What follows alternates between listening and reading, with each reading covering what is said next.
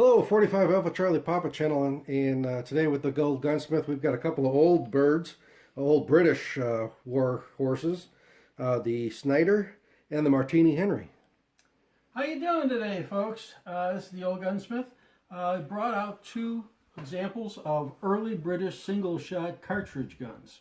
The Martini Henry, which was the star of the movie Zulu in 1967. If you've ever seen the Zulu movie, you will never forget the Martini Henry. And its predecessor, the Snider.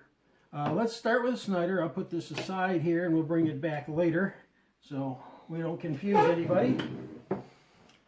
In 1866, which is the year after the end of the American Civil War, not that the American Civil War has anything to do with it, but just to put it in perspective for time period, the British Army was looking for a cartridge gun rather than the original muzzleloaders. And they, of course, had just tons of the 1853 rifle musket, which is a percussion muzzleloader, in their arsenals. An American named Jacob Snider invented this action, which was just a conversion of the 1853 muzzleloader. It's a simple gate type action that locks closed. They milled out the receiver end here, or perhaps they made the receiver and just screwed the barrels into it, and there were actually 2 or 3 different variations of this one. This is the second variation, and a single round was loaded into the gun was closed, hammer was cocked, and it had a firing pin. It is very similar in a way to the trapdoor Springfield. The Americans did the same thing with the trapdoor Springfield, except they made a trapdoor which opened forward. Well, the British liked this American design where it opened to the side instead. So that is the Snider rifle, adopted in 1866 as a conversion of the 1853 muzzle-loading rifled musket. It was used by Britain until 1874, when they replaced it by the Martini Henry that we'll talk about next. But the Indian Army, that's the army in India, not the American Indian Army, continued issuing these until 1901. So they had a very long service record from 1866 through 1901. There were about 870,000 of these made, and it fires a 5.77 Snider round. Basically, what they did was, of course, using the 5.77 barrels that were in the original muzzleloader, because this is the muzzle-loading barrel, they simply made a brass cartridge for it that would be loaded singly into the gun. Gun closed, cocked, fired, brought to half cock, and the breech block is also the ejector. Actually an extractor, it doesn't eject the shell. But it was certainly faster and better than the single shot version, and it shot the same mini ball that they had also had thousands or millions of sitting in the arsenals. A very interesting gun. It's in that period where the guns were changing from muzzle loaders to breech loaders, and it was an inexpensive, very fast way of using guns that were already in the system and making them more modern and, of course, fire faster. This particular one was built in 1870, and it shows the Tower 1870 lock. Used in a lot of the British colonial wars. And again, just a very interesting piece that I enjoy shooting quite a bit. Now, in shooting these, what you want to keep in mind is that the 5.77 Snider, and let me step back just a second here. Brass is available for and that is the 5.77 Snider brass. This happens to be Bertram brass for it, made in Australia, I believe.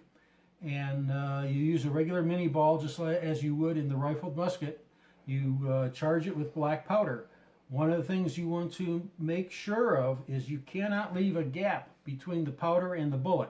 You have to use some kind of a filler. The original was loaded to 1,250 feet per second, but we're really not too concerned about that. What we want to do is we want to put a charge of black powder in it, and depending how much recoil you want to deal with, it takes a regular primer. You charge it with anywhere from 50 to 85 grains of black powder, and you will have to fill the space above the black powder until it touches the base of the bullet. You can use card wads. I've known people who use Kapok. Kapok's kind of fallen out of favor, and these days most people will tell you to use like a cornmeal filler to make sure the case is filled all the way to the base of the bullet. And the reason for that is if you have an airspace between the powder and the bullet, base of the bullet, it basically turns it into a small hand grenade. The powder will detonate rather than burn in that space. That's the reason that with a muzzleloader it is so important that you ram the ball all the way down onto the powder, or you end up with a ring in the muzzle, in the barrel. Always have to have that bullet touching the powder. Rudyard Kipling, who was, of course, a famous British poet, kind of made the Snider infamous with his poem called "The Grave of the Head Hundred," which just sounds kind of strange. And that poem goes, "The Snider squibbed in the jungle. Somebody laughed and fled. And the men of the first Shikaris picked up their subaltern dead, with a big blue mark in his forehead and the black back blown out of his head." So, like all big bore cartridges, the amount of damage done by them is substantial.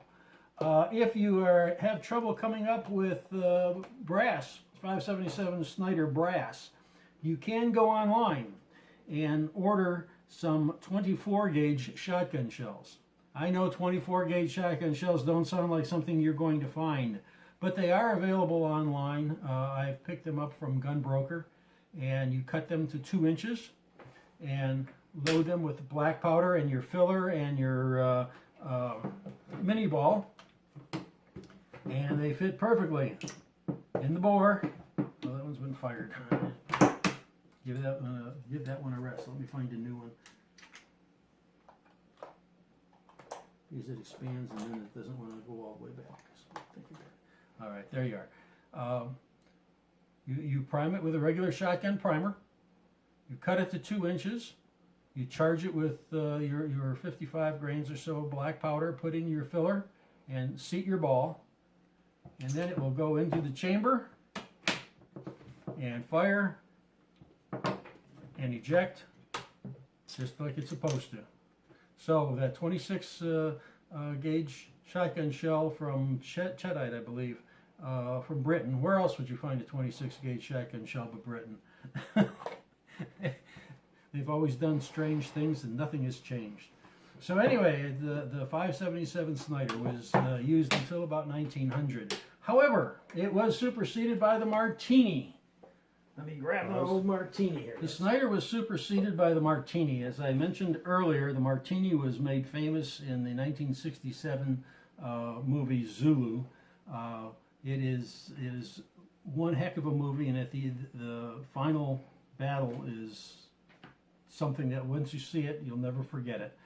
They formed 3 lines of British soldiers, and they fired volley after volley into thousands of Zulu warriors. It's a recreation of the Battle of Rorke's Drift in South Africa during the Zulu War. And once you see that, you'll fall in love with the Martini. The Martini, of course, uses black powder only, just like the other one, the Snider did. And this was basically the same cartridge. If you remember, this is the Snider cartridge here. It was basically the same cartridge, except it was necked down to 45 caliber and made a bit longer. But that's why it's called the 577 450. It's the 577 case necked down to 45 caliber. To make sure you get good accuracy from them, it's advisable that you slug the bore, measure the bore, and fit a ball to it that will fits it properly, and then it will follow the rifling and be more accurate than if you have an undersized ball, and less dangerous than if you have an oversized ball. This entered service in 1871, and the action was invented by Henry Peabody and improved by Frederick von Martini. So we have the Martini Henry. It shot a paper-patched 485 grain bullet behind 85 grains of black powder. If you put 85 grains of 2F black powder in your case, and you fire an almost 500 grain bullet, 485 grain bullet, you will find out the definition of recoil.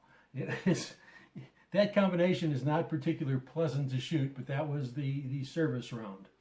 And as far as paper patching the bullet, I never do that. I simply will run the bore and then buy a mold to mold bullets in the size that I need. It has always suffered from weak extraction. They had a lot of problems early on because the early cartridges, and here's a loaded cartridge, by the way. The early cartridges were made out of rolled brass. It was like a brass foil that was rolled into the shape. And it would really expand into the chamber, and it was not very thick, so sometimes the head would just rip off as it got dirty from fouling. And you'd have this case stuck in the chamber, and that, of course, pretty much ruined the gun for any more fighting until somebody repaired it. But again, it's a single-shot dropping block. The cartridges are loaded singly, fired, and after firing, it will eject them. But as I said, they have always had a problem with weak ejection. Later on in the Mark IV, this is a Mark II, later on in the Mark IV, they actually went to a longer lever that came all the way back here and beefed up the extractor so that you could have more leverage to get that out of there as the gun heated up. It was not a perfect gun, but it was just a bit better than the Snider. Some of these were later on rebarreled to .303 British. So obviously, if you end up with one that was rebarreled and it's a .303 British, you are not going to stuff that 577 450 cartridge in there. You're going to have to go ahead and shoot .303 British in it, and that makes it a lot more fun to shoot. Gives you a lot more options. Once again, you want to remember that you're going to have to reload this with black powder, and want to make sure that, again, you have no gap between the base of the bullet and the end of the powder. You can load it light with 50 grains of powder. You can load it heavier with 70, or if you want to be tough, you can load it with 85 grains of black powder. I'd say 1F or no more than 2F. And seat the bullet in the case. It takes a standard large rifle primer, the modern cases do, and make sure you use a filler to bring the level of the powder right up to the base of the bullet so you don't have that airspace.